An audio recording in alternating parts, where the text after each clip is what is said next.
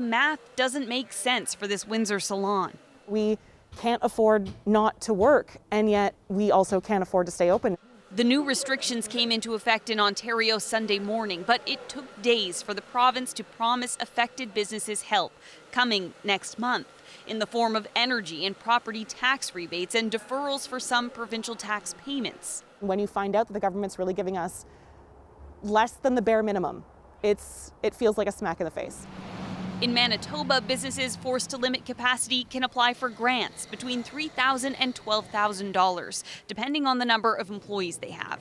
I struggle to think of any small restaurant or bar that employs, 9 people or under that $3,000 one time is going to be, adequate. The owner of this Winnipeg wine bar and tasting room worries the restrictions will outlast the money. It's going to be hard to calculate until we're kind of assess the damage at the end of all of this. Head west and there's more concern about damage being done. As of tonight, all BC gyms have to close, along with dance studios, bars and nightclubs. The fitness industry is continuing to reel in shock.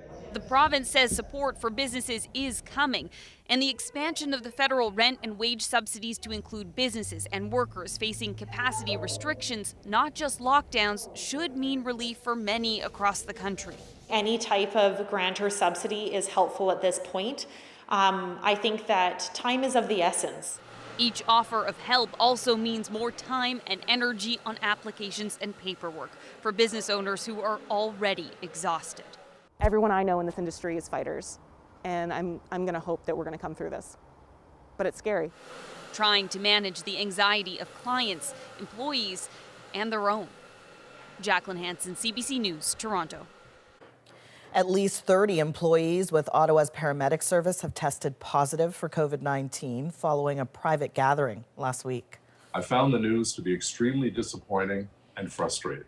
The speed and ease at which this virus spread through the paramedic service shows just how tenacious and damaging the virus can be. 130 staff are said to have attended the gathering and are now considered high-risk contacts. And nearly 100 patients have also been identified as close contacts. It's not clear if any patients have tested positive. Liberal MP Yves Robillard has been removed from his parliamentary committee duties for taking an international trip over this Christmas break. The Liberal Party says it does not consider the trip he took to be essential. In what could be some good news in the fight against COVID, the U.S. Food and Drug Administration has cleared an antiviral drug for emergency use, the first take-home pill approved for COVID-19. The very good news is that we have a product now that has about a 90% efficacy in preventing hospitalization.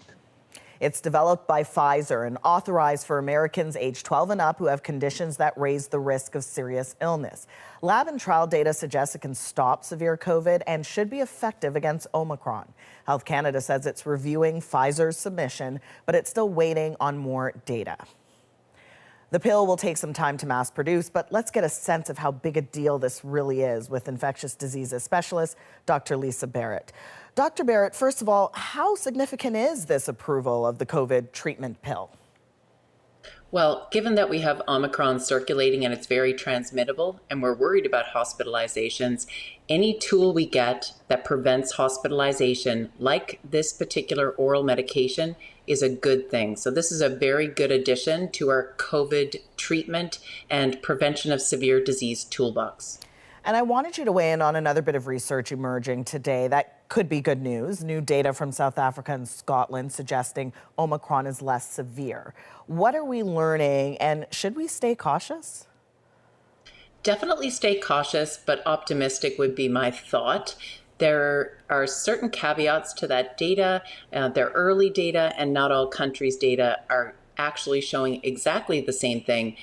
But even if we have a certain amount of decrease in our severity and hospitalization with Omicron, one, people still get sick, and two, we've still got to find ways to make sure we spread out these infections to protect our healthcare system because it's very transmittable. So we need to take that data with a good bit of caution. So silver lining, but still take all necessary precautions. All right. Thank you so much, Dr. Barrett. Thank you. As the pandemic grinds on, there has been a troubling rise in personal attacks on Canadian healthcare workers, public officials, and politicians. But an Ontario doctor is pushing back after being subjected to a threatening online harassment campaign. Cameron McIntosh explains. Protests at the front door of Ontario's premier. Also at the home of the provincial health minister. On Prince Edward Island, same thing, on the front lawn of the chief public health officer. And for Dr. Nathan Stahl, a bounty posted on Twitter by the publisher of a website that opposes COVID restrictions. Bounty is clearly a term that used historically to basically come for somebody's head with a reward on it.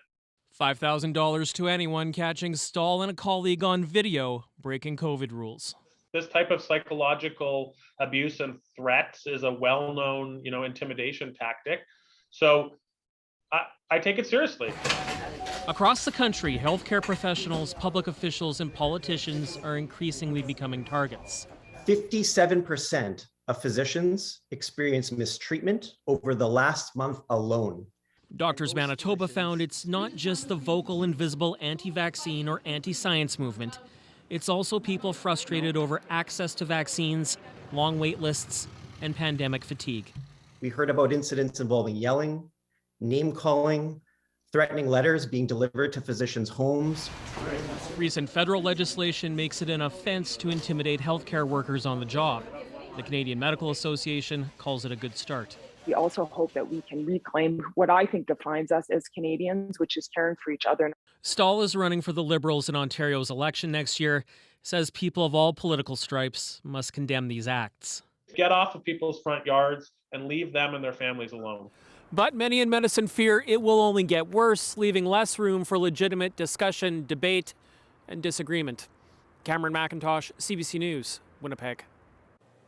In the UK, the rise of Omicron broke another record today. And with no sign of stopping, sick calls and isolation requirements are putting a staffing crunch on some key industries. Here's Farah Morali.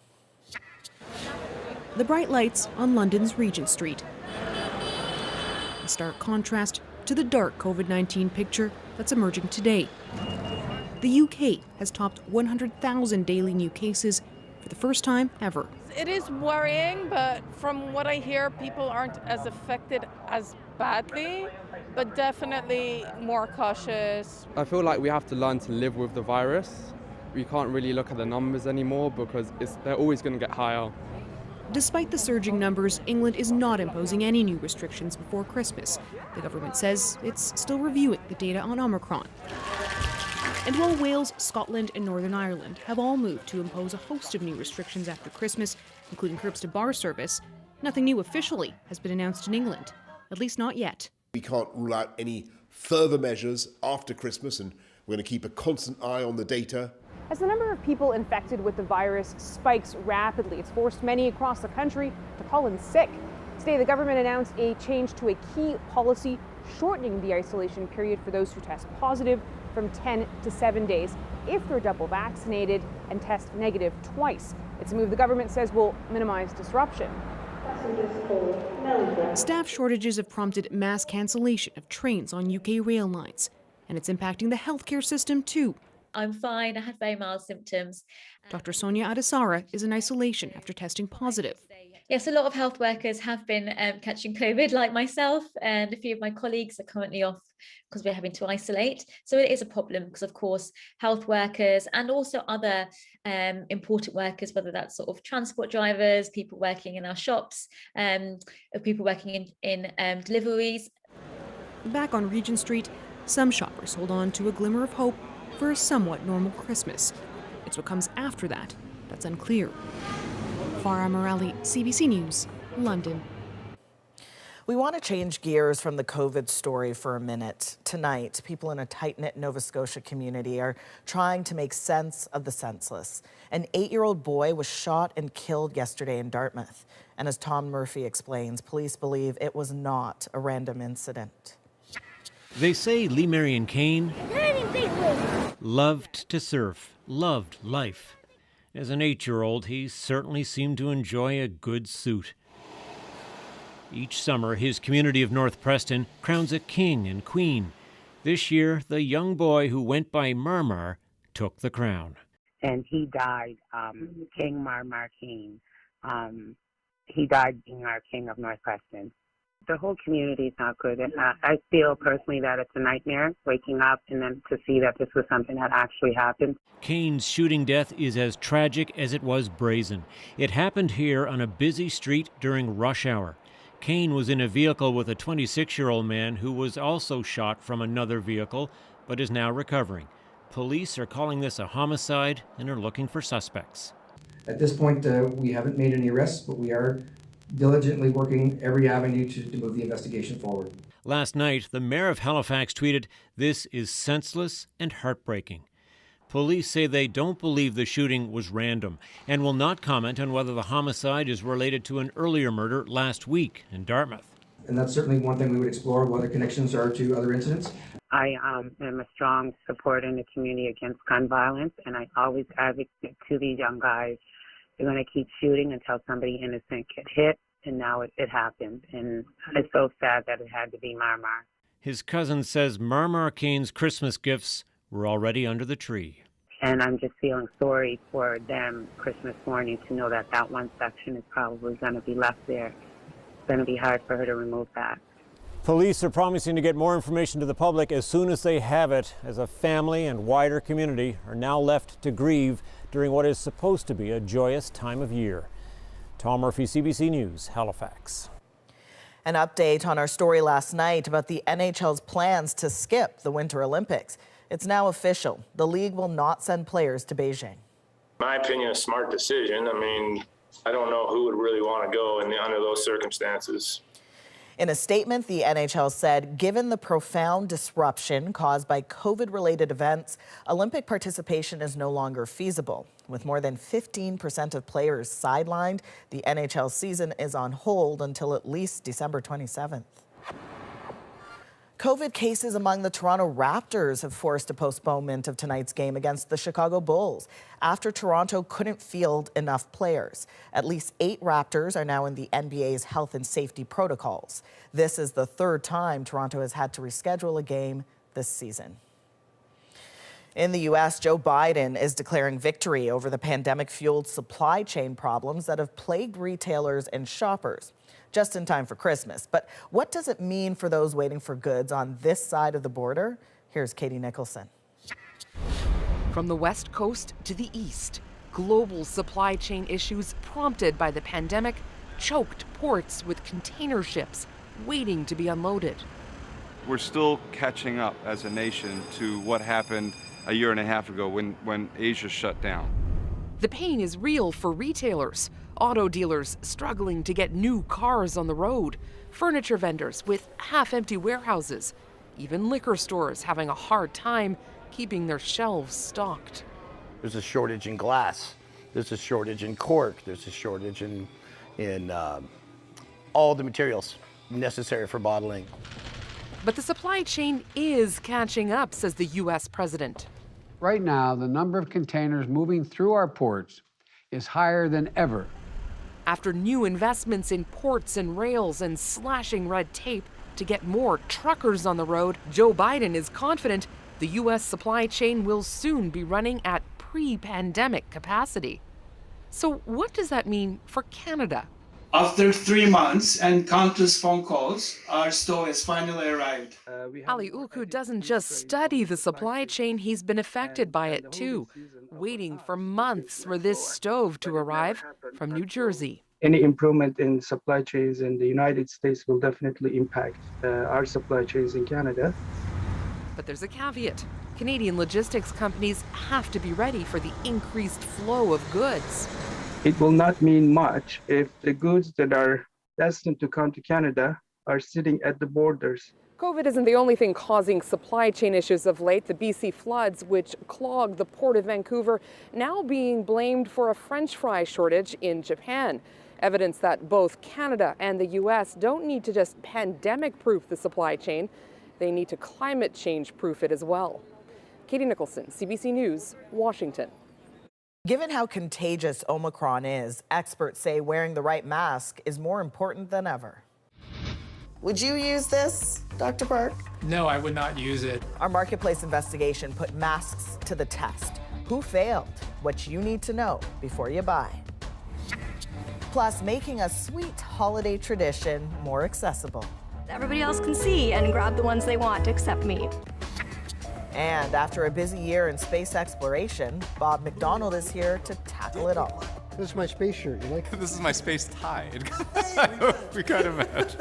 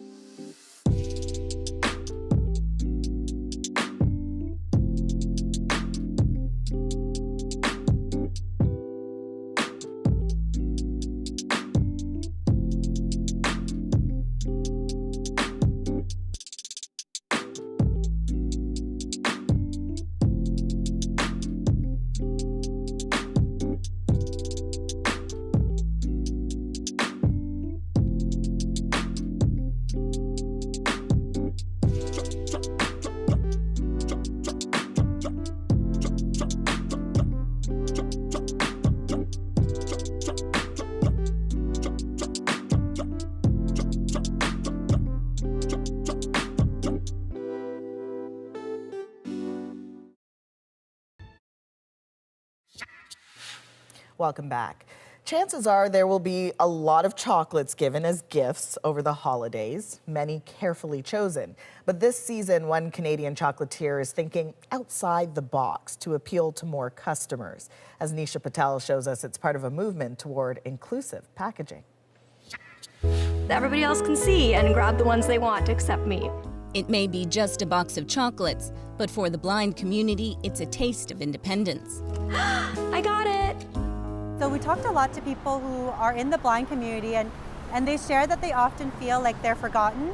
The Purdy's chocolate box features Braille on the outside and a Braille chocolate legend inside. This is rare to find Braille on a product. John Ray has been blind for most of his adult life. Without the Braille on this box, he would have to ask a store clerk for help. We do not like having to rely on others as much as we do. With 1 in 5 Canadians living with a disability, businesses of all sizes are starting to take inclusive packaging more seriously. Our new limited edition Easy Open Lid. Beauty brand Olay changed the packaging of some face creams. Degree has created the world's first adaptive deodorant. Degree is testing new packaging featuring a Braille label. It can also be opened with one hand. Christina Mallon helped bring this campaign to life. My personal goal is to make inclusive design the only way people design. After becoming paralyzed in both arms 10 years ago, Mallon now works with companies to improve product accessibility. I do show them the business numbers about how this will increase customer happiness, employee happiness, that will help their bottom line. Surveys show that adapting packaging to all abilities creates loyal customers. Back in Toronto, Ray says it's just good business. When something is done to make a building or a product or a program more accessible, allegedly for us, it often helps many others. And seeing even more inclusive packaging on store shelves permanently would be sweet success. Nisha Patel, CBC News, Toronto. The official advice for Canadians is to consider upgrading your mask as Omicron spreads. But how can you be sure you're getting what you pay for? It's really worrying that there's a mask on the market that you can purchase and it fails so badly. Next, our marketplace investigation reveals not all KN95s pass the test and what to watch out for before you buy.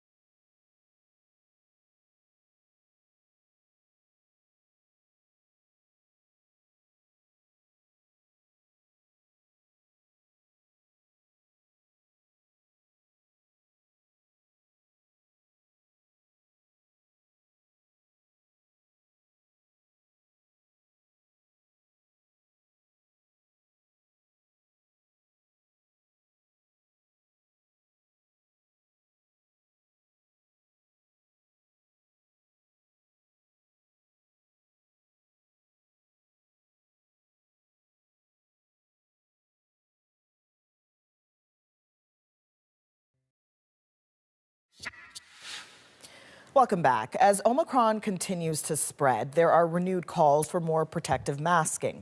Maybe you're one of the many people scrambling for a better mask like a KN95, but not all masks are created equal. So we want to revisit a marketplace investigation that puts masks to the test. Here's what we found. Respirator-style masks have become a preferred choice in this pandemic, designed to filter out 95% of what you breathe in. But do they really offer all that extra protection? To find out, we go shopping for the queen of the mask pack. It's a protective face mask rated to capture 95%. And we find masks labeled KN95. That's China's equivalent to the well-known N95. This one has the FDA logo. Seems pretty legit to me. I'm gonna put this one in the cart. Prices range from less than $1 to $4 a piece. We purchase 14 brands in total from Amazon and some of the big box stores. Then we take them to the University of Toronto's Dalla Lana School of Public Health. James Scott and his team will see if these masks live up to the standards they claim. What all of these tests do is they subject the mask to an aerosol, so an atmosphere of very fine particles. And while testing gets underway at U of T, we meet Dr. Jay Park in sunny San Diego, California. Hi, Dr. Park, good to see you. Hi, how are you? Good to see you too. He's an emergency room physician. After 3 of his colleagues died of COVID, he turned his focus to vetting respirators.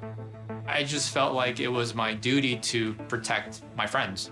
What he found out was unsettling.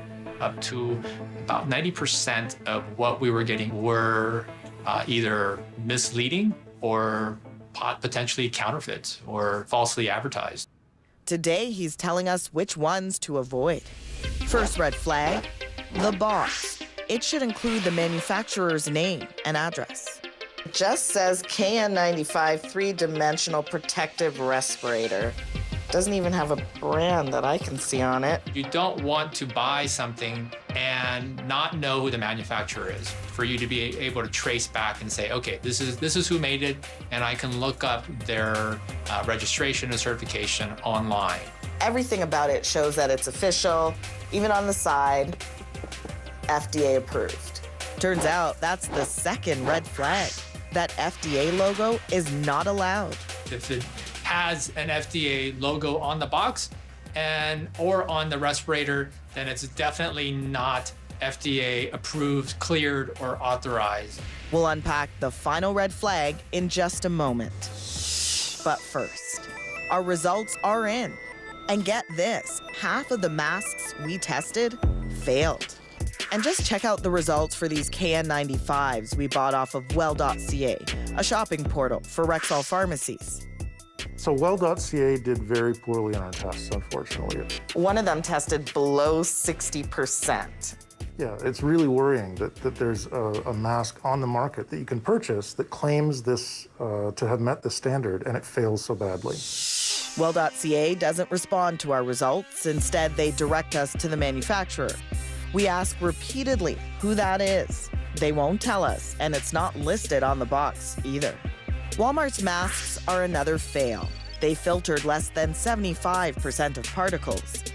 Walmart says they should have never been for sale. They've now removed them, and the other KN95s we flag. A few from Home Depot and Home Hardware test just below the standard. They come in just a percentage point or two below, but a fail is a fail is a fail. I'm a university professor. I have students who take an exam and they don't pass the exam, but maybe they only fail the exam by 1% or 2%. And unfortunately, those students still fail the exam. Despite our results, these retailers say their masks follow regulatory standards.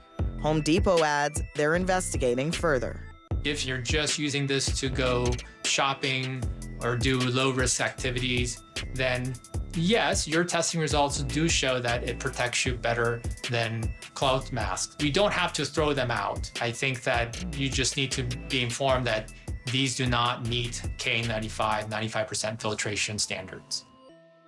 As for Amazon, 3 did not deliver on their claims, including the Seal Goods brand, which registered as low as 19% filtration, the lowest on our list. It came like this. You can see 2 packages here. This one came in a Ziploc bag. Would you use this, Dr. Park? No, I would not use it. That leads us to the final red flag, unmarked, sketchy packaging. You don't know who the manufacturer is, and you don't know how safely they were packed. Amazon says they make sure the masks on their site are legit and remove bad actors. We tried reaching out to the sellers. Most have disappeared. One says the masks we bought could be counterfeit. One of the KN95s came back 19% filtration. Oh, boy. Our expert says you could even wear a towel and it would give you better protection. Perhaps retailers have to be a bit more careful about where they source this merchandise. Okay, here's what you can do before you buy masks online. Cut out resellers and buy from companies that sell PPE. Plus, you can check if the mask is authorized by Health Canada and check for counterfeits on the CDC website. When we come back, Bob McDonald is here with the biggest space stories of the year. If you want to pick on other places where we could find money to take care of the Earth, don't pick on space, because we actually need space. From the billionaires blasting off to the International Space Station under threat, Bob and Andrew are here right after the break.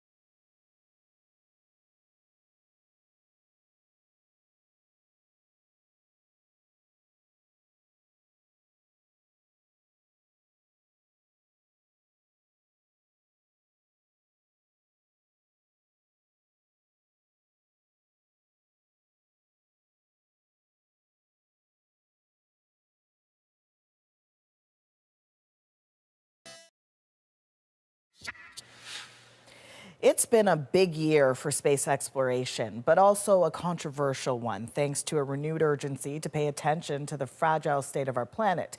So who better than Bob McDonald, host of CBC Radio's Quirks and Quarks, to guide us through the 4 biggest space stories of the year? What did his expert eye catch that the rest of us may have missed? He sat down with Andrew Chang. Bob, really nice to see you again. Good to be back, Andrew. Really nice shirt, by the way. This is my space shirt. Right? This is my space tie. Hey, we kind of match.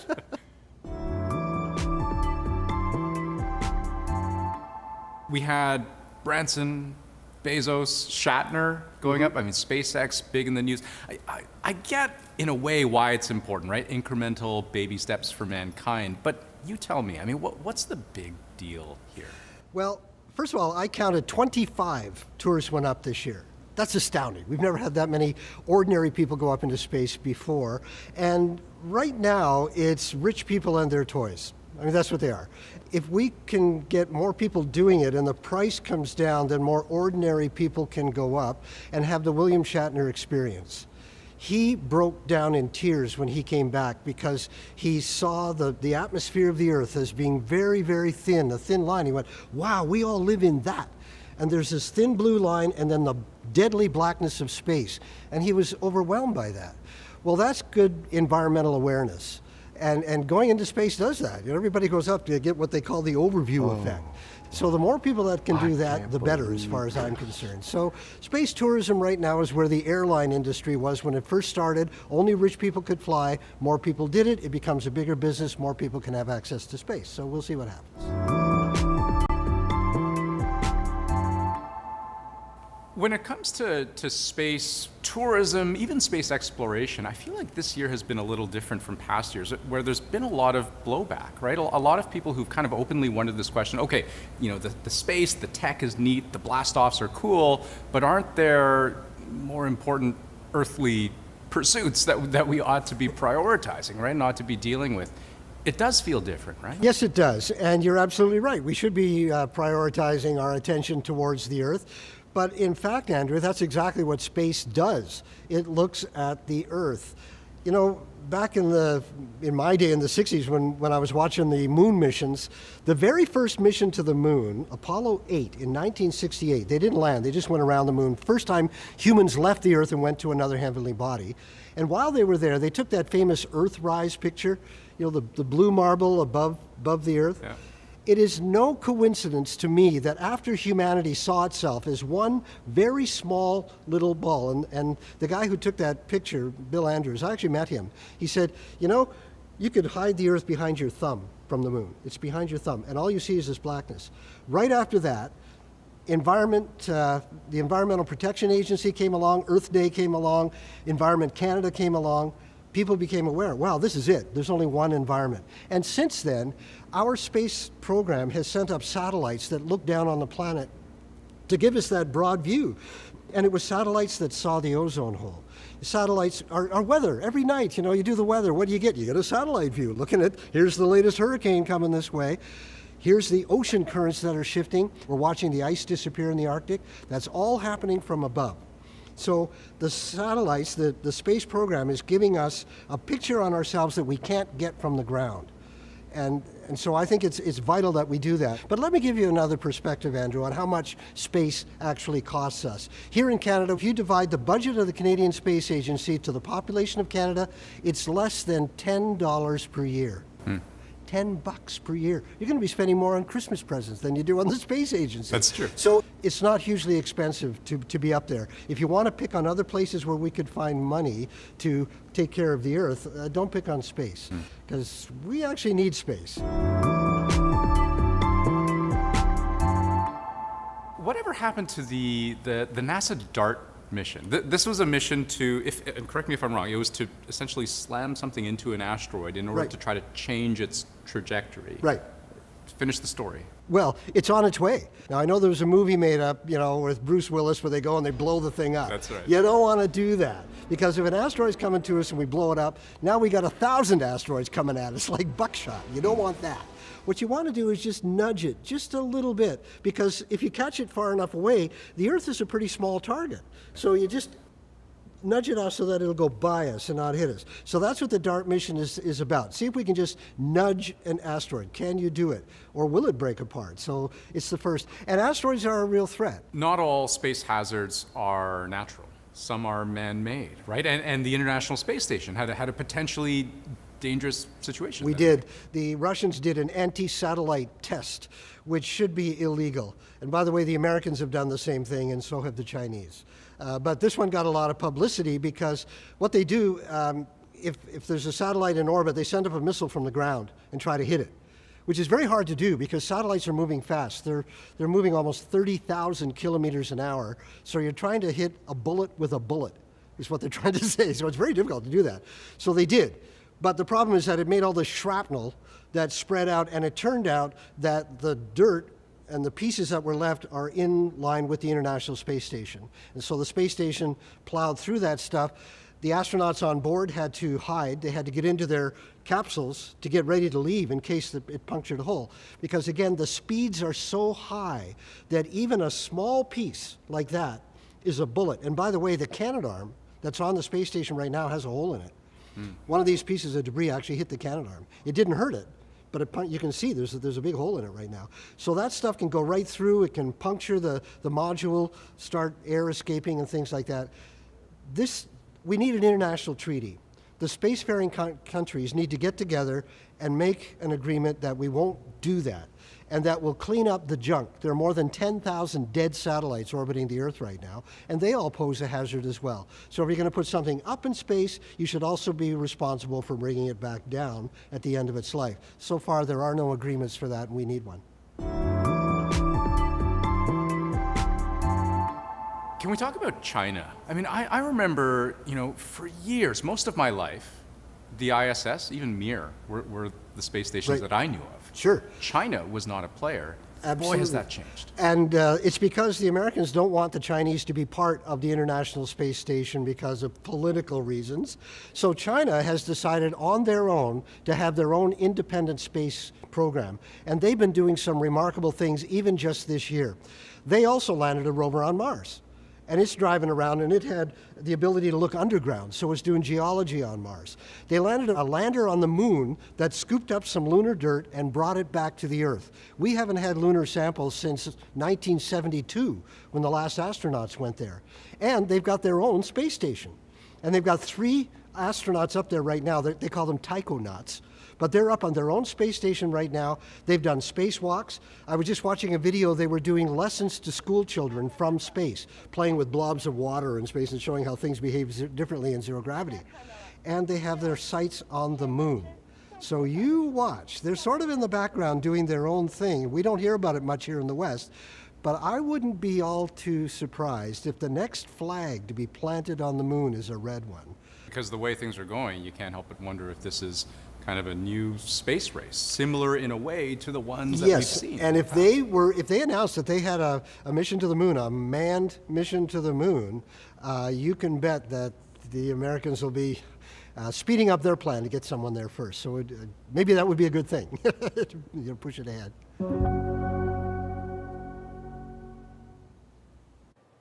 Another space story on our radar tonight. The James Webb Space Telescope is the successor to the Hubble. It's set to launch on Christmas Day with some Canadian ingenuity on board. Webb will be able to see the formation of the galaxies soon after the Big Bang. It's also going to be able to image and analyze the atmosphere of exoplanets, looking for those telltale signs of life. Canada's contribution to the project includes a fine guidance sensor, which allows the telescope to point and focus on certain objects. We should see the first images back here on Earth beginning in the new year. Next, going above and beyond to give parents and kids a little extra help this holiday season. Thanks to the community, my kids are going to have a great Christmas. The very personal story behind this toy drive in Yellowknife after the break. Put it on that table right there.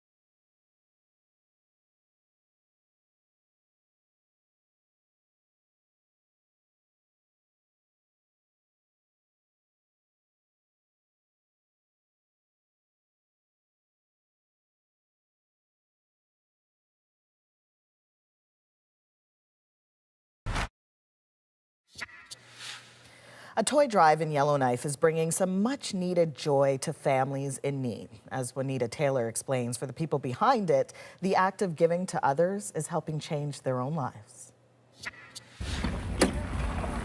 It's a cold December morning in Yellowknife.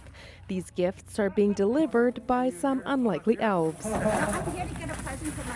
Oh, you gotta wait till 10. Michael Fatt leads this group called the Crazy Indians Brotherhood. For a second year, they're giving out toys to families in need, purchased mostly with money raised through donated recycled cans and bottles. The majority of us come from, some hard backgrounds and some troubled pasts, Like myself, I endured a lot of my life. Fatt is a 60s scoop survivor. When he moved to Yellowknife as an adult, he was homeless, but he got sober and off the streets and found support with the Brotherhood. Mid-pandemic, he came up with the idea for this toy drive. We know that there's people during the COVID period too, as well as struggling to try to make ends meet. So even myself, and I went through some rough Christmases, and I had socks and underwear, and that was it. And I wish I had the toy, right? The members of the group collected around $9,000 of recycling from people across the city. My wife was tired of the bags in my yard. Then they connected with a toy wholesaler in Alberta. Scott Ewell drove the 1,500 kilometers to Edmonton and back to pick up the goods. I built my life out of 3 garbage bags of clothes in Yellowknife, and just to see how helpful people are with each other and community-based, for me, I feed off the joy. These parents have been braving the cold to pick out toys since sunrise. These are things our kids always ask for that we can never afford. This mom found exactly what her 2 kids have been asking for this Christmas: a basketball hoop and a game card. It's tough living off $1,800 a month, but thanks to the community and Crazy Indians and Sally Ann, my kids are gonna have a great Christmas. All for my kids. I got 6 kids. They just want to open it right now. Well, put it on that table right there. Fatt says the gift of giving motivates him to stay sober and grounded. I'm so grateful for the life that I've created. He's already thinking about next year's toy drive and expanding to communities across the north. Juanita Taylor, CBC News, Yellowknife. Next, how a Cree artist was tapped for a very special job. At first it was like, oh yeah, painting hockey sticks, that sounds pretty cool. But realizing that they're the Player of the Game awards. Find out more right after this.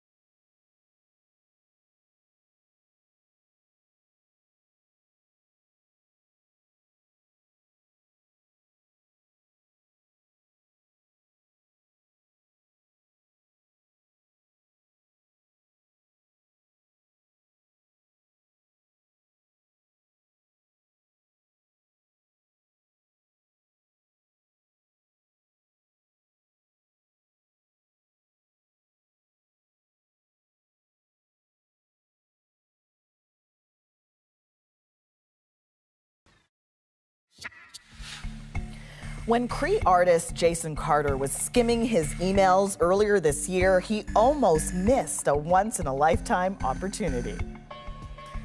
Who hasn't missed an important email thinking it was spam? Well, thankfully, Jason opened it, and what happened next is our moment. I received an email about 6 months ago, and in it, I thought it was a spam email, and in it, it was someone from Hockey Canada asking me if I'd be interested in creating the Player of the Game awards on painting on hockey sticks. At first, it was like, oh yeah, painting hockey sticks, that sounds pretty cool. But realizing that they're the Player of the Game awards, that 2 players from each of the games are going to be receiving these sticks from all over the world. And, and these are elite athletes that have been like, this is the pinnacle of their athleticism to this point in their lives. It's really humbling. Everybody has a relationship with the bear, and what it means, it's this strong, powerful, confident, protective figure, incorporating the bear, speaking of the Northern Lights, and then exploring the different color palettes of within the season. It all really kind of happened pretty organically. It means a lot to me as an Indigenous man to be able to share my culture and to share my art and know that it's going to go all over the world. So a bit of a personal backstory. Our team chose the moment, and it wasn't until later I realized I used to work with Jason in the news business in Edmonton many years ago when he was doing artwork and sculpting as a side gig, and now it's a full-time passion. 150 of those hand-painted hockey sticks will be given away as Player of the Game awards and to dignitaries as well. Way to go, Jason. That is The National for December 22nd. I'm Asha Tomlinson. Good night.